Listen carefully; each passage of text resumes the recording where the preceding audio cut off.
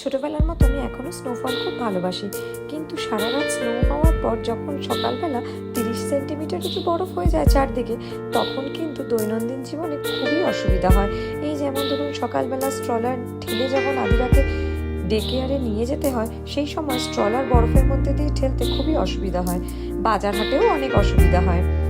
আর এই সাদা বরফ দেখতে খুব ভাল লাগে, কিন্তু যখন চারদিকটাই পায়ে হাঁটার পরেই কাদা কাদা টাইপের দেখতে হয়ে যায়, এটা কিন্তু একদম ভালো লাগে না।